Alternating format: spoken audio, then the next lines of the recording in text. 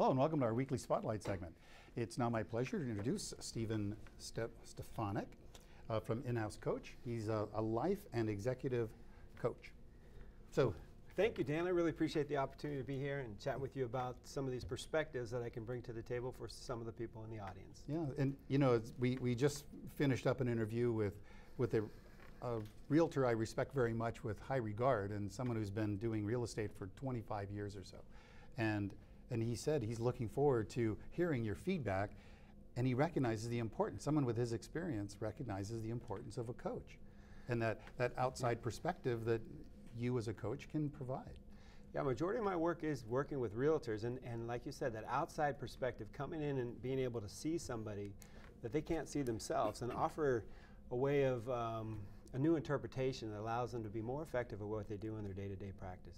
Exactly, and I've been doing it a long time, nearly 30 years now, and I too have a coach, and it's nice to get challenged, because people on the outside will continue to push, and I think the longer you're in it, the more complacent one gets. I know I was getting a bit complacent. It was nice that I got tweaked a little and said, come on, you can pick it up a little. So, right, and do a lot better job in a lot of areas. So I was happy with that.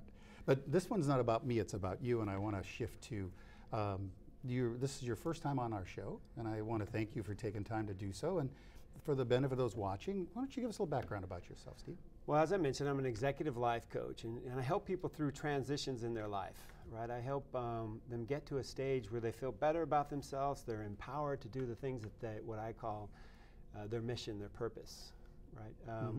The background that I bring is about 15 years of sales, so I was actually a realtor at a time. Worked for Alon Pennell, but I really bring that understanding of what it's like to be on the front line, what it's like to really push hard through some of the challenges you have as an independent. The second area that I had is corporate background. So I was in some of the top consumer product companies in the world, Motorola, Palm, and iOmega, and really learned about building team and what the value of that, the dynamic marketplace that I had to face, that we all face today. Like, what are some of the strategies to work effectively there? And then the third area that I bring to my customers is really about the passion that I have around education and training.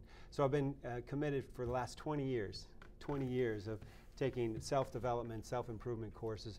And why I do that is not only it helps me, but it also helps the clients and the people that I work with. I'm really all about being on the leading edge of some of the newest techniques that are out there to help people really achieve their purpose. Oh, that's awesome. I mean, it's wonderful, and you've just described why, whether you're in business or not, I think a coach is having a perspective about having better balance in life, better focus to achieve what your purpose is. Right. Again, I want to get back to the real estate side, and your experience with your own experience in real estate is just awesome. So I want to talk about something that I think is very important for anyone in sales or anyone in life, is it's mindset. Yes. Right. So what you think, what you feel, what your own inner voice. So let's talk about mindset. Sure. So some of the notes that I prepared for today is really the mindset of what it is to successfully buy real estate in 2014. That's kind of the title of what we're going to be playing around with here. And a mindset from the buyer's or seller's perspective.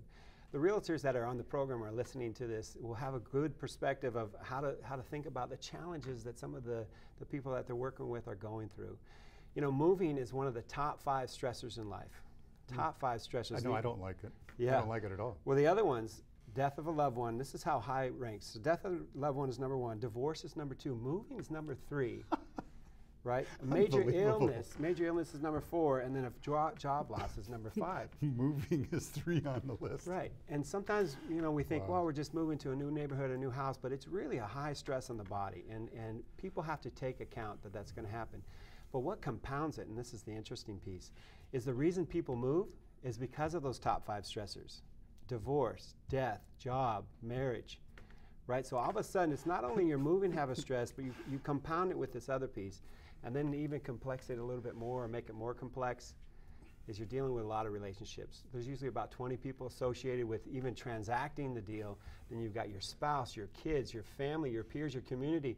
Everybody has an opinion, and so it's a pretty interesting space to try to navigate through if you don't have the right mindset. And so that's why I kind of put together this stuff, just allow people to see there is some effective strategies you can use in the midst of this chaos. Well, that compounding component is very interesting, especially in light of the very purpose people tend to leave are the other 4 of the 5 that are top on the list.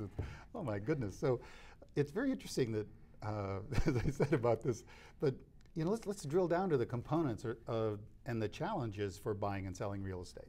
Good. So I call these the minefields. And if we can imagine in the war, the minefields are, if you step on a mine, guess what happens? Yeah. Bad things happens, right? So there's about 5 that I've identified today, and I don't know if we're going to be able to get through them all. And you can reach out to me on my website and find out more information about this if you want. Of course. But the first one that we're going to talk about is money. And you know, you're privy to the money. You're the mortgage banker. Right. So in that place, you know, you have to deal with what people's common sense is about money, and we all bring a different common sense. It's true. It's true. And so when you're sitting down with customers or being a person that's going to be investing such a huge amount of money, $500,000, $1 million, $2 million, you have to know what your practices are around how you handle the pressure around money. Some people's cultures have a different interpretation of how to deal with negotiations. Some people's background of how they were raised are very conservative with money, and other people aren't.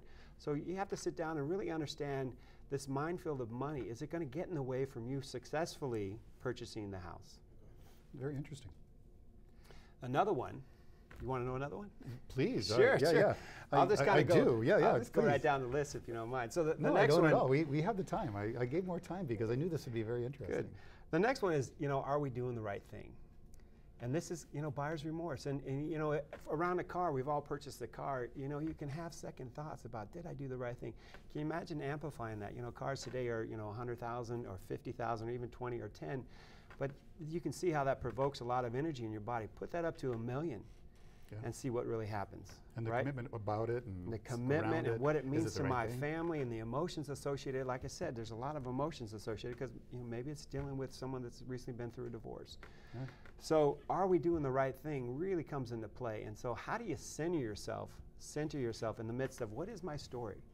How do I stay engaged in this in a way that I don't allow that's the noise in my head to get in the way of me really fulfilling on what's important to me in my life? Right. And I think what's important about this to my audience and to our audience today, I think what's relevant is begin to listen. I really invite you to listen to what Steve's saying to us today, because you want to be able to pick up those minefields and hear them so you avoid arguments and conflict with those that are in your life all the time. Yes. And all these other components can be going around and they're just blowing up around you and your emotions are going like this and you're being triggered. You're going, geez, what's wrong with mom? Yeah. As a coach, one of the biggest things that I coach people on is first becoming aware. Being aware of what your history has produced to put right here in the moment that can cloud the environment, right? Right. So are you aware that you're being triggered by an old story about money? Mm-hmm. You know, you might have just gone through an IPO and have a lot of money, but when you were raised, you had to save the pennies. Right, and so therefore you might be a little conservative on the negotiation. Your viewpoint is one of scarcity, and then all of a sudden you're fighting over pennies when pennies don't matter anymore in your life, and that's the important thing to think about. Sure. It's like what's the awareness that I have to have as I go and try to navigate through these minefields. Another one is peer pressure. You know, we all have people in our life, but this is the challenging one. When you're buying real estate, everybody and their brother has an opinion. And if you're not centered and grounded on who you are and what you care about and why you're doing this, guess what? You're going to start getting pushed around. People say, what a great deal or what a bad deal. And then you start to go, you paid what for that? You paid what for that? That's right. Yeah. So we start to run into these mental minefields of peer pressure, people throwing or lobbing grenades at us in a way that affects who we are. So if you're strong at this and you know how to take stands, just get a clear story on how to deal with somebody that comes after you. I'd like to ask you about that internal story. Because I can see that a husband, wife, or just a couple or individual, they walk into a house and they, boy, I'm going to do this. My friends are going to come over, and what are they going to say about this move I just made? So talking about having the story, so it's very important to have that story. Yeah. So one of the things in everything in life, it's important to be very clear, and I call it taking a stand. So when you take a stand in the world, people will test you a little, but then they'll fall in behind you. And that's the piece. So like I said, get very clear on what you're doing with your wife or your spouse or whoever you're buying this property with. Or even by yourself, it doesn't matter. Or even by yourself. Get clear on that story so you can take a stand as people start to push a little, but then you can navigate very effectively, because once they push once, they typically don't push again. They go, oh, he did the right thing, and they'll align he's really clear with what he wants to do, I understand. Yes, and people want that clarity. If you don't have clarity, they go, oh, that's my opening to clear them up. That's right? So this is the place about taking stands in the world. Good. Here's one that's interesting is, I know what is best. So we're in the valley here, and in the valley there's, in order to afford a $500,000 to $1 million to $2 million house, you have to be pretty competent at what you do on a day-to-day basis. True. Right? It's a big amount of money you're paying. So that competence sometimes can get in the way of you actually getting the house of your dream. You'll come in and you'll try to take over the realtor, right? To take over the mortgage banker, the mortgage broker. You're gonna use what you think is the right thing to say, I own this, I'm gonna take control. And what happens, it actually hurts you. Like a doctor. So often. Yeah, like a doctor that tries to perform surgery on himself, he can't do it. You just can't. Realtors are advised to use another realtor to buy and sell their own real estate. It's that emotional. As we clarified in the very front, there's a lot of things going on. And so you want to make sure that when you're working with a realtor, don't step on the landmine that you know more than the realtor.